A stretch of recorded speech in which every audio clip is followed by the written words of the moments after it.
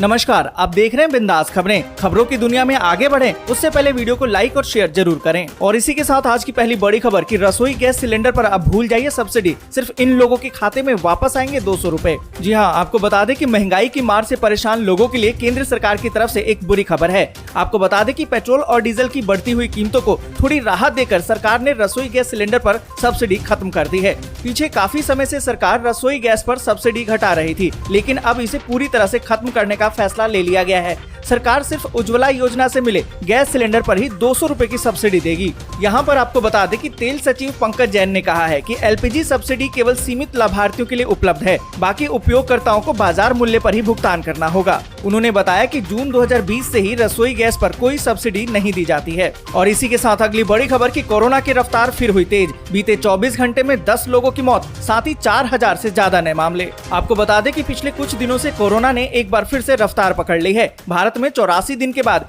एक बार में एक ही दिन में 4000 से ज्यादा नए मामले सामने आए हैं और उपचाराधीन मरीजों की संख्या भी बढ़कर 21,177 पर पहुंच गई है। आंकड़ों की बात करें तो बीते 24 घंटे में 4041 नए मामले सामने आए, वहीं 10 लोगों ने जान गंवा दी है। और इसी के साथ अगली बड़ी खबर कि खाते में नहीं आया है पीएम किसान योजना का रुपया तो इन नंबरों पर करे शिकायत, तुरंत आएगा पैसा। आपको बता दें कि प्रधानमंत्री नरेंद्र मोदी ने पीएम किसान योजना के तहत किसानों के खाते में 11वीं किस्त के 2000 रूपए 31 मई को ट्रांसफर कर दिए हैं। 3 दिन के बीत जाने के बाद भी कई किसानों के खाते में पैसा नहीं आया है। वो इस बात को लेकर परेशान है कि उनके खाते में किस्त क्यों नहीं आई है। आपको बता दें कि देश के 10 करोड़ किसानों के खाते में कुल 21,000 करोड़ रुपए भेजे गए हैं। अगर आपके खाते में भी पैसा नहीं आया तो आप कुछ नंबरों पर शिकायत कर सकते हैं। आपको बता दें कि पीएम किसान टोल फ्री नंबर 180011552666 पर आप शिकायत कर सकते हैं। और इसी के साथ अगली बड़ी खबर कि 30 जून से पहले पैन को आधार से कर ले लिंक, नहीं तो देना पड़ेगा डबल पेनल्टी। क्या आपने अब तक अपने आधार कार्ड को पैन कार्ड से लिंक किया है या नहीं? अगर नहीं किया है तो आप हर हाल में 30 जून 2022 से पहले ये काम जरूर से करवा लें,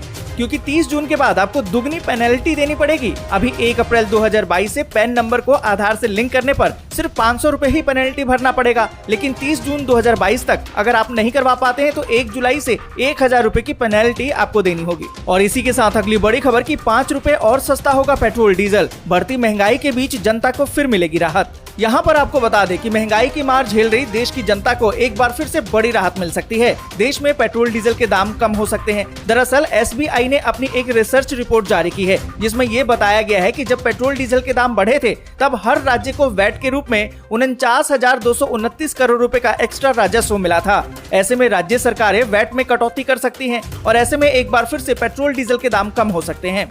और इसी के साथ अगली बड़ी खबर कि ट्रैफिक जाम से अगर आप हैं परेशान तो ऑफिस जाने के लिए जल्द मिल सकती है ड्रोन टैक्सी।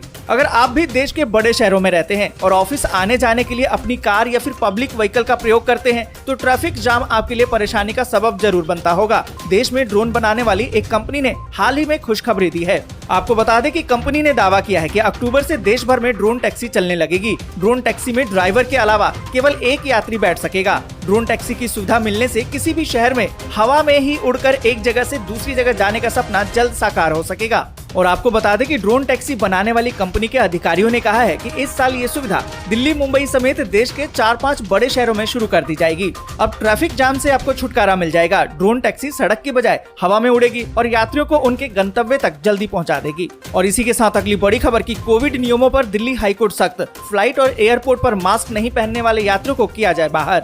आपको बता दें कि दिल्ली हाईकोर्ट ने एयरपोर्ट और फ्लाइट में मास्क पहनने जैसे कोविड नियमों का पालन न करने वालों के खिलाफ कड़ी कार्रवाई करने के आदेश दिए हैं। आपको बता दें कि दिल्ली हाईकोर्ट ने कहा है कि कोरोना महामारी अभी खत्म नहीं हुई है। ऐसे में जो लोग फ्लाइट या फिर एयरपोर्ट पर मास्क पहनने समेत कोविड नियमों का पालन नहीं करते हैं उनके खिलाफ मामला दर्ज होना चाहिए और उन पर जुर्माना लगना चाहिए। और इसी के साथ अगली बड़ी खबर कि मकानों को नहीं मिल रहे खरीदार। बड़े शहरों में बिना बिके मकानों की संख्या बढ़कर 9 लाख से ज्यादा हुई।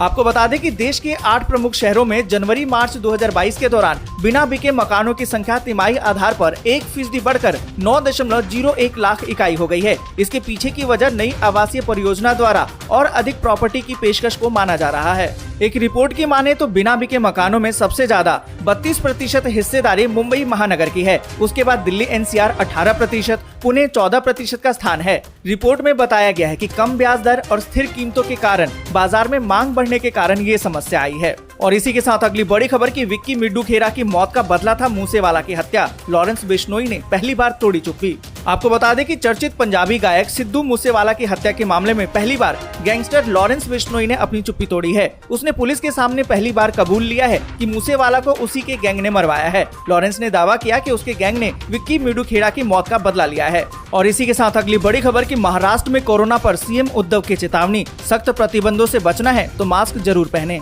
आपको बता दें कि महाराष्ट्र में कोरोना के मामले तेजी से बढ़ रहे हैं। वहीं मुख्यमंत्री उद्धव ठाकरे ने जनता से कोरोना नियमों का पालन करने और मास्क पहनने की अपील भी की है। साथ ही सीएम ने चेतावनी देते हुए कहा है कि अगर प्रतिबंधों से बचना चाहते हैं तो कोरोना नियमों का पालन जरूर करें।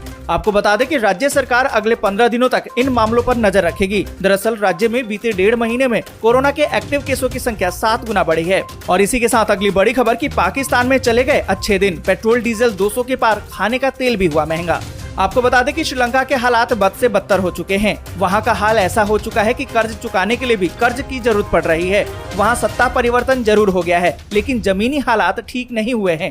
ऐसे ही हालात कुछ भारत के पड़ोसी देश पाकिस्तान में भी देखने को मिल रहा है। पाकिस्तान में पेट्रोल की कीमतों में एक बार फिर से बढ़ोतरी हो गई है। पेट्रोल का रेट 209 रुपए प्रति लीटर हो गया है। वहीं घी 208 रुपए, खाने का तेल 213 रुपए हो गया है। और आपको बता दें कि मुद्रास्फीति की दर 13.76% हो गई है। पाकिस्तान में बनी नई सरकार इसे ठीक करने की कोशिश में जरूर है, लेकिन हालात सुधरने के बजाय बिगड़ते जा रहे हैं। और इसी के साथ अगली बड़ी खबर कि रूस यूक्रेन जंग के 100 दिन पूरे, हजारों की हो चुकी है मौत, मलबे में तब्दील हो चुका है शहर। आपको बता दें कि यूक्रेन में रूस के हमले के 100 दिन पूरे हो चुके हैं और अब तक जंग के खत्म होने का कोई भी संकेत नहीं मिल पाया है। इस जंग में हजारों लोग मारे जा चुके हैं, लाखों लोग बेघर हो गए हैं और शहर मलबे में तब्दील हो चुके हैं। राजधानी कीव को बर्बादी की कगार पर पहुंचाने के बाद रूस पूर्व और दक्षिण पर दबाव बना रहा है। ताजा युद्ध में रूसी सेना ने यूक्रेन के 20% भूभाग पर कब्जा कर लिया है और करीबन 1000 किलोमीटर लंबाई वाले इलाके में यूक्रेन की सेना उनसे मुकाबला कर रही है। और इसी के साथ अगली बड़ी खबर कि अमेरिका के दिए हुए हथियारों को नष्ट करेगा रूस।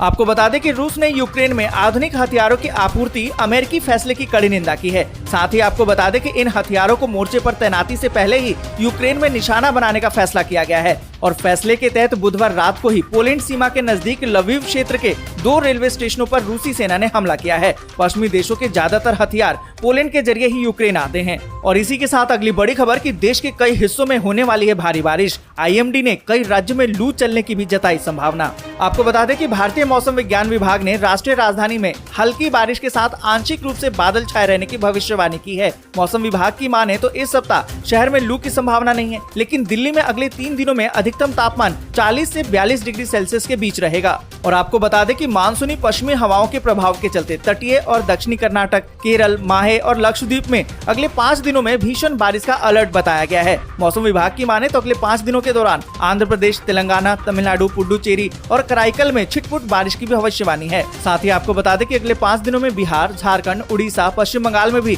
गरज के साथ। आज के लिए बस यहीं तक। वीडियो आपको अच्छी लगी हो तो लाइक और शेयर जरूर कर दें। अगर अभी तक आपने चैनल को सब्सक्राइब नहीं किया है तो सब्सक्राइब जरूर से कर लें।